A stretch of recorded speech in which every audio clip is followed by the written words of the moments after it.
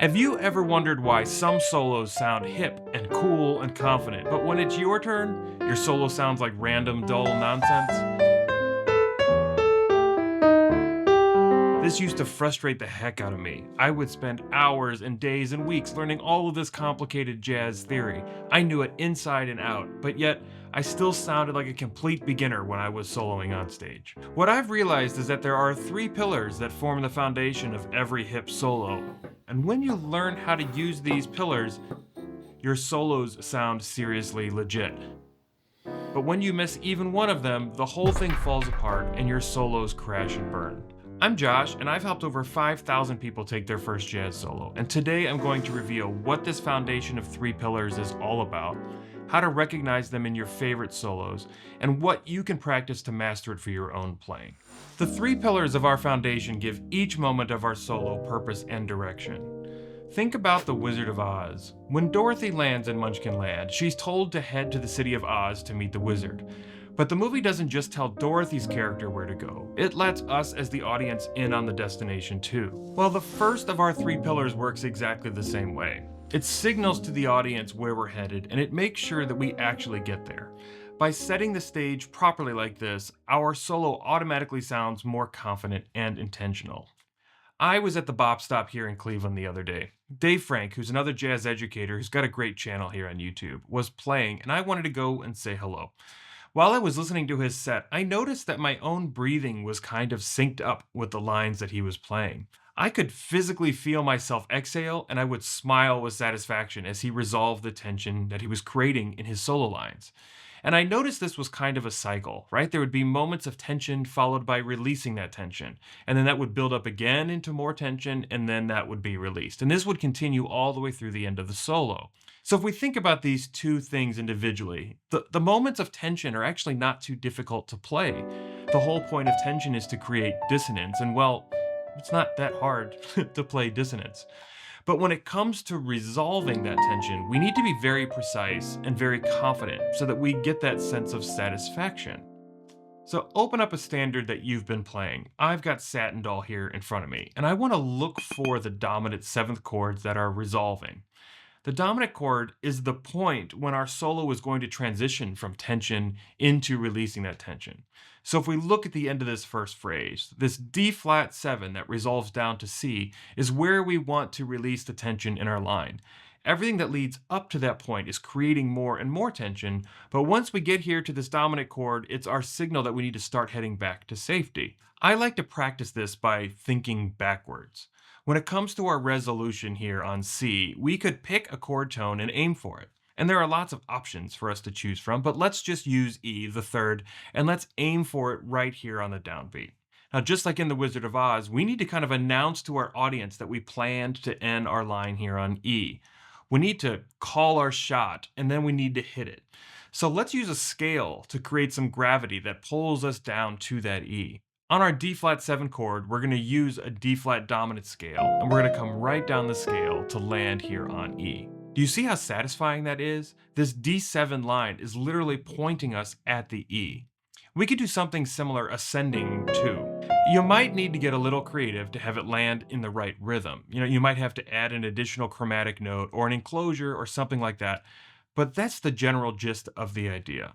So take a look over the rest of Satin Doll, and we want to look anywhere that we see a dominant chord that resolves and practice different ways to arrive with confidence. So this could be a 5-1 cadence.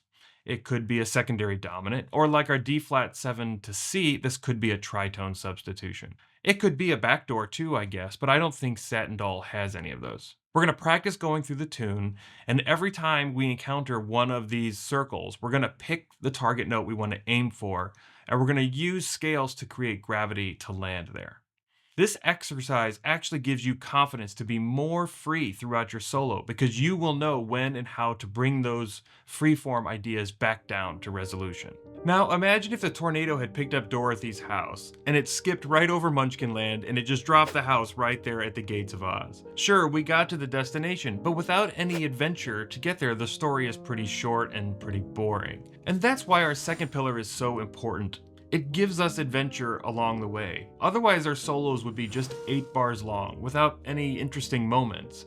And by learning how to add a sense of adventure like this, we can solo over the changes several times and we can keep our audience captivated.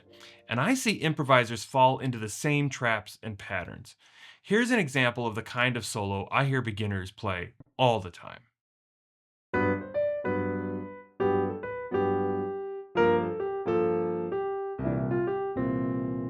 So very often these students come to me frustrated with how they sound because they think they're using boring notes. If only they knew all the fancy altered scales and stuff, right?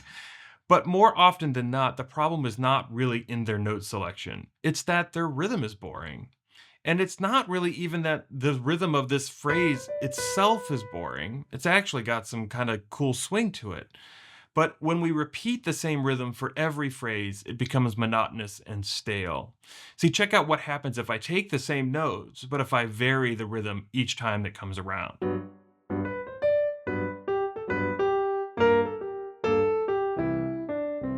This is what I mean by creating adventure. When the rhythms are monotonous, they are predictable and safe. But if we want to create a sense of adventure, we need to keep the audience on their toes. So to practice this, let's take this simple phrase and explore it a few different ways. Try playing it on each beat of the measure. Here on beat 1, on beat 2, on beat 3, or on beat 4. Try shifting around the syncopation.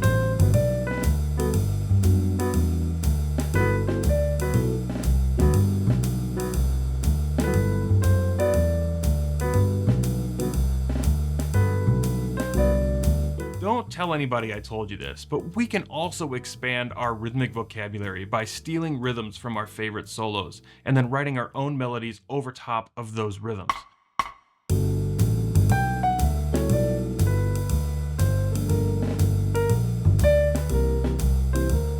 Another good thing to try is to practice matching the patterns of our own speech. Maybe I could say something like, hit that subscribe button, and then I could use that rhythm to make a solo. Now seriously, if you've made it this far into the video and you're not subscribed, why not? Alright, now we've got 2 of the 3 pillars solved. There's just one more that we need to make sure that our solo doesn't crash into the ground. Before we get into that, let me tell you about my 7-day soloing challenge. This isn't a sales pitch. It's just something I'm doing for fun and completely for free. There's a link down in the description, and after you sign up, I'm going to send you the first video in the challenge and a workbook. Each day for the next week, I'm going to send you another video that builds on top of the last one. And as we go, you'll be improvising your own solo over the tune after you've gone. We've got a little community of musicians going through this challenge, and it's been really fun, and I've loved to see how people encourage and help each other out. I'm also doing Zoom calls live with this group so you can get feedback from me on your own solos and you can pick up some new tips along the way. I would love to have you join us. Just click that link down in the description and sign up. As Dorothy travels to Oz, we, the audience, need to keep track of her progress, and the movie helps us do that by introducing the yellow brick road. Literally, it's a path for us to follow to the destination, and that road keeps Dorothy from getting lost, but just as importantly, it helps us as the audience understand and walk that path with her. Think about the importance of the yellow brick road as a storytelling device. It would be really hard for us as the audience to follow the story if Dorothy decided to, leave the yellow brick road and take a shortcut. We would all lose a sense for where we were on her journey, and we wouldn't know if we were still making progress or not. It's kind of fun to have some obstacles and forks in the road, but if we get too far off the road, we end up just confused and meandering aimlessly. And that's our third pillar, making sure that the audience knows what the path is that we're on so that they can follow along with us as we take our solo. Now, when we're taking a solo, we have to also follow the yellow brick road. In our case, that would be the changes. For example, if we're soloing over the blues, we're going to be following the 12-bar blues form. The notes that we pick for our solo lines have to pair up nicely with the chords. I mean, you already know this, it's not that rocket science, but yet I often hear solos that sound like this anyway. When When I ask my students what they were thinking when they played this solo, they tell me that they looked at each of the chords. They pick the scale that fits that chord, and then they use the notes of that scale kind of as a pool of available notes that they could pick from when they play. This is all well and good. The chord and scale relationships are things that we should definitely learn and pay attention to, but we need to be conscious of which notes we pick and when. A good rule of thumb is to put your chord tones on the beat, and then put our non-chord tones off the beat. Our ears kind of give a little bit more weight and importance to the notes that are on the beat, and by doing this, we outline the chord changes. And as these changes go by, our line will follow chord by chord, creating an outline of the overall harmony. Our audience is going to be able to see us walk the yellow brick road that way. Now, of course, this is just a guideline, not a hard and fast rule, and you will break this rule all the time when you're soloing, but it's a great thing for us to practice as an exercise so that we train our intuition. Listen to this solo by Chet Baker. It's over the tune Tangerine. Now, I have to play it because if I play the original, YouTube takes the video down. Sorry about that. But you can download the transcription in the description for you totally for free so you can play it yourself. And I want to see if you can hear all three pillars of this foundation we talked about. You're going to hear him set up confident chord resolutions, create rhythmic interest throughout, and he brilliantly outlines the changes.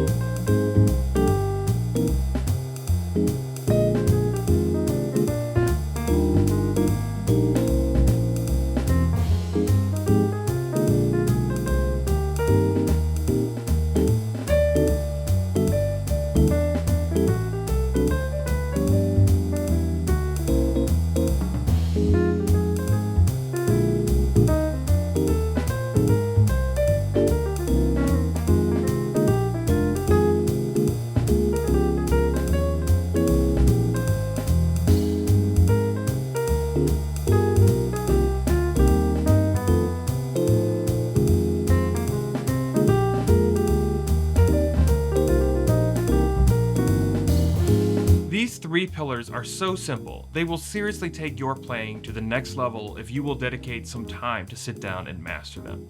And now before you go do that though, check out this next video as it will show you everything that I would practice if I were to start over and learn how to play from scratch.